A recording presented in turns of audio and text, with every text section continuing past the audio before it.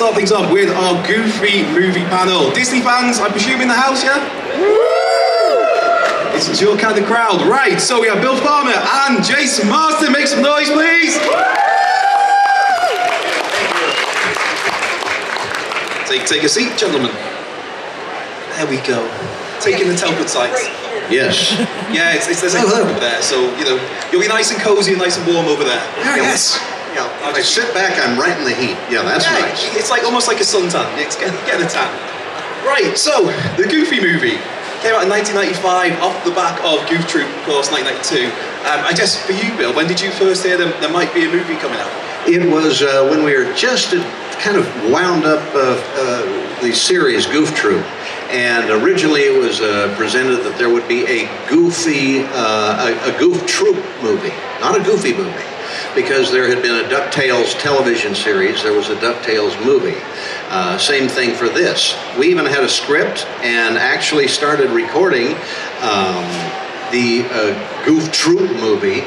And then, for some reason, they decided, I think Jeffrey Katzenberg was the one that really wanted it to be a buddy-buddy picture. And at that time, in Goof Troop, the role of Max was played by good friend Dana Hill, who passed away, unfortunately, shortly after that.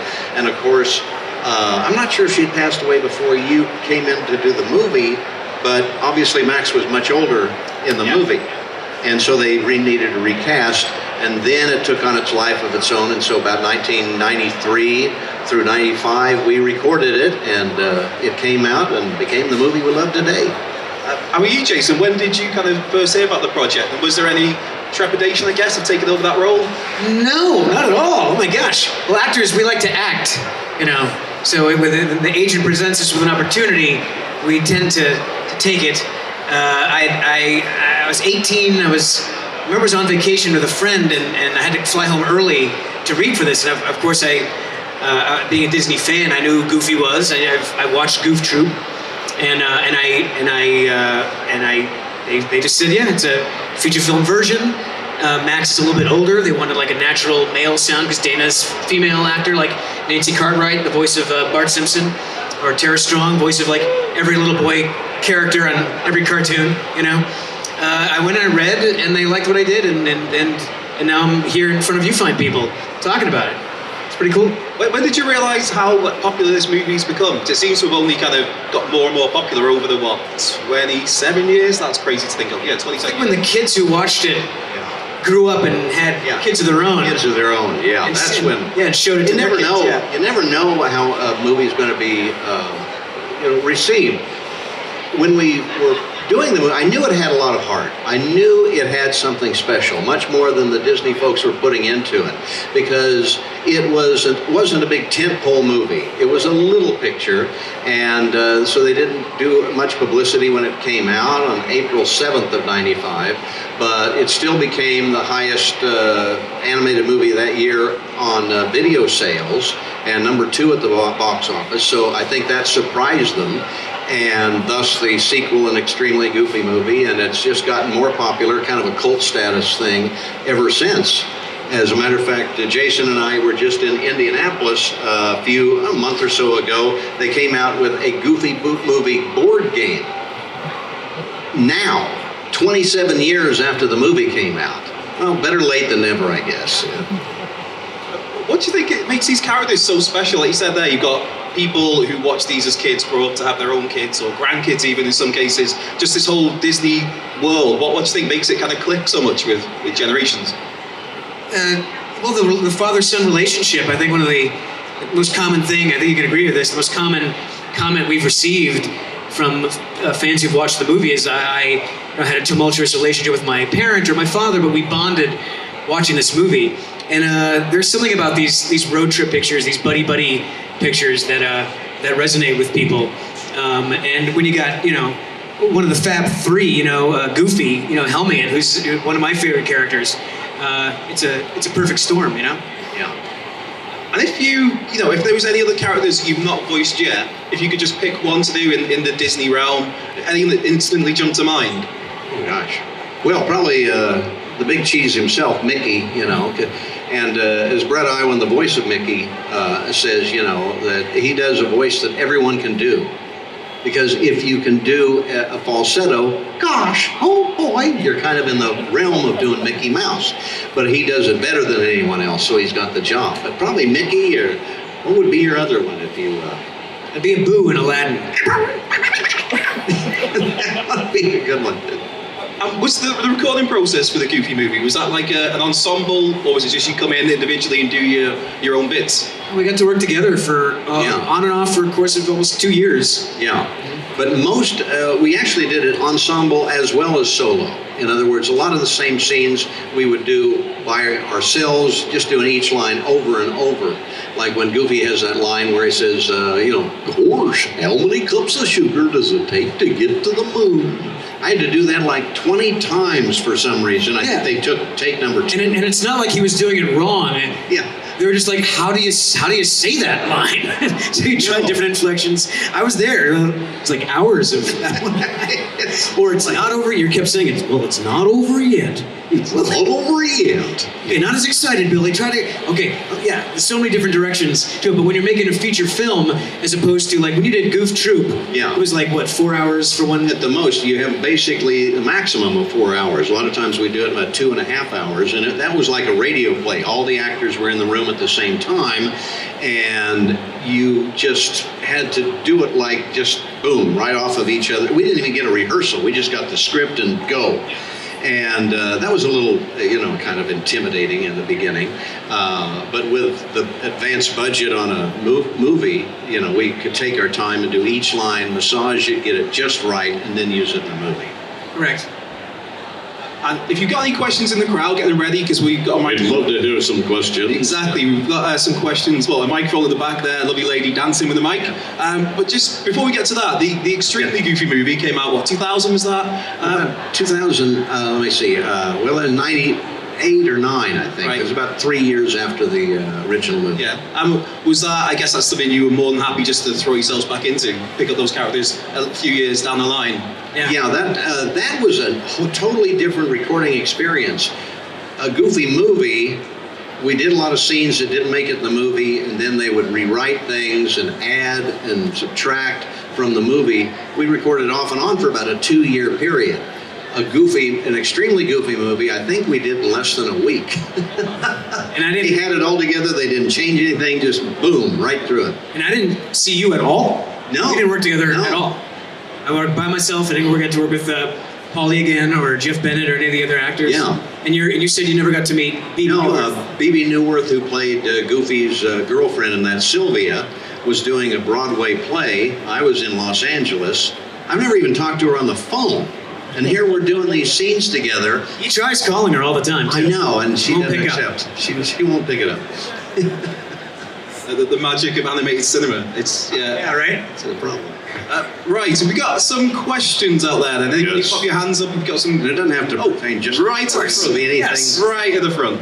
I know My Amber. Instagram pal. Hi Bill, hi Jason. Hello. See you here today. I was wondering if there was a third Goofy movie and you could pick the plot for it, what would you pick and why?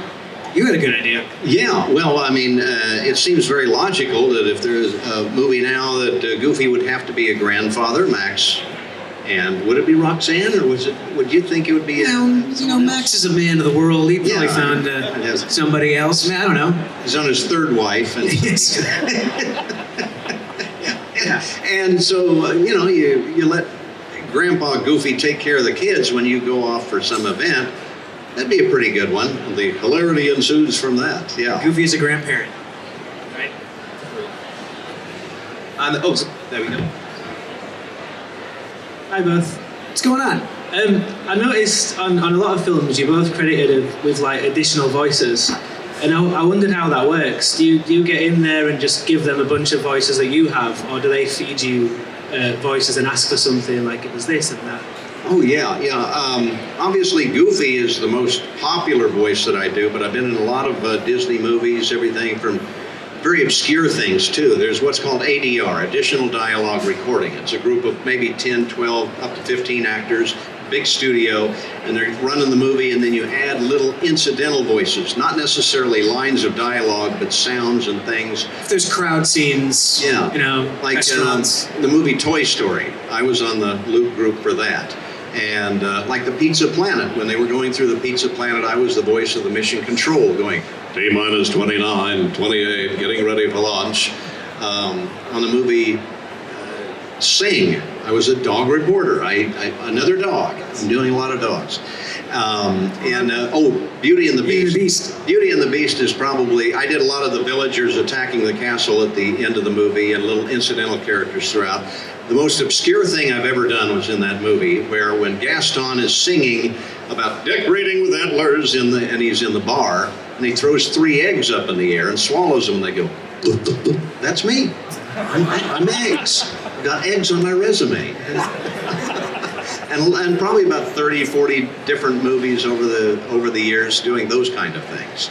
And sometimes you don't even know if your voice is going to be in the movie.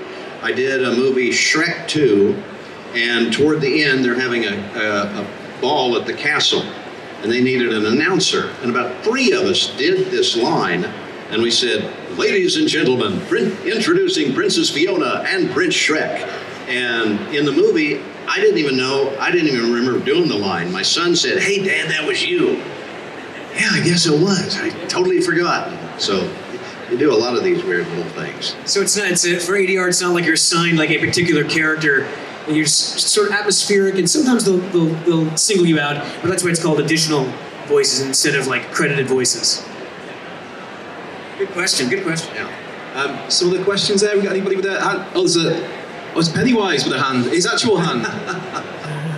Hi, as cast members at Disneyland Paris who are friends with Goofy, what kind of impact do you feel that you've had with the way that they portray being friends with Goofy?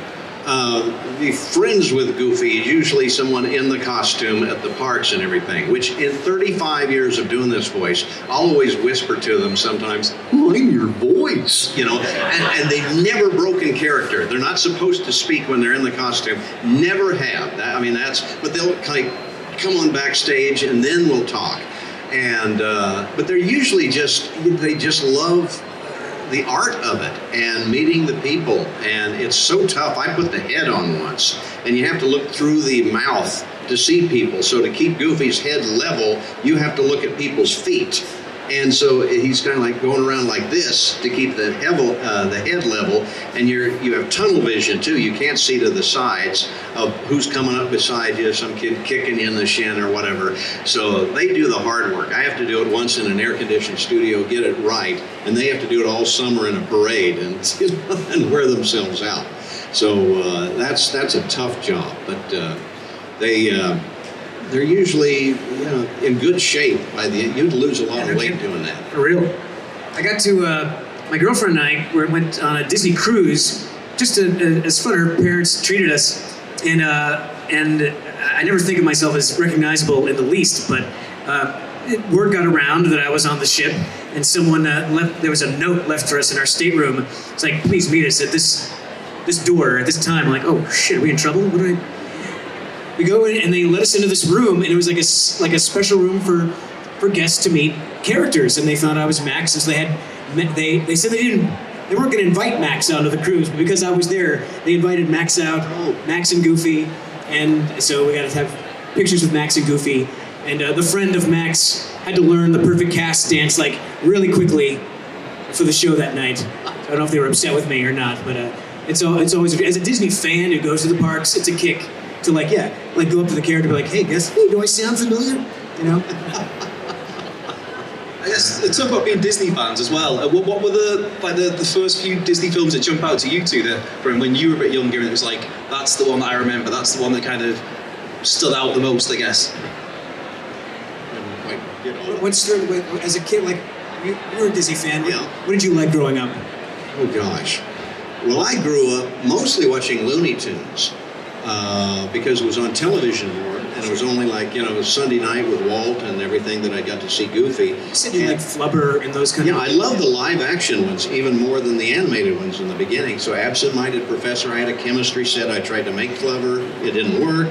And but Looney Tunes with like Bugs and Daffy and all of those, which I got to do in the movie Space Jam. And that was a big thrill for me because Mel Blanc was kind of the god-do-all voice actors in those days. And I finally got to meet him on when he was doing Roger Rabbit. And at that time, he is a heavy smoker, and he had emphysema, so he had an oxygen mask, and he was smoking. So we were worried he was going to blow up, like, oh, brother, but he could still do the voice. How are you, Jason? What Disney projects jumped out to you when you were a bit younger? I mean, mostly, when I was, I don't know how old this young lady is. When I was your age, we didn't have, everything on demand. We had to wait for on the weekends or, so anything that was on Disney, we had, I don't know if you had Disney, what do they call it, weekly, I forget the name of it. The weekly movies or movies of the week. Yeah, Monday. So we called it the Voice of Disney when we voiced those. Yes, yeah. With Eisner opening the movie. Even before that. Before They would show movies on TV and Disney of the movie of the week or something. And at the time, in rotation, it was usually Alice in Wonderland or the Jungle Book. Oh gosh, I remember. Hold on, memory. Second grade. I'm from Rhode Island, New England, and our music teacher was able to bring in films on a reel and project them for us in the commissary.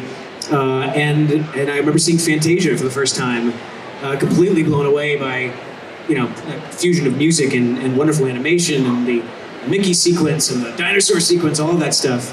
I've always loved cartoons and animation, and Disney's one of the go-tos for sure.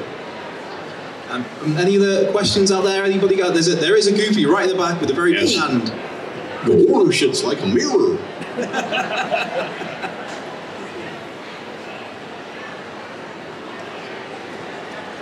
So, Bill, you said that you were in Space Jam, and I do remember you as Foghorn Leghorn and, of course, Sylvester.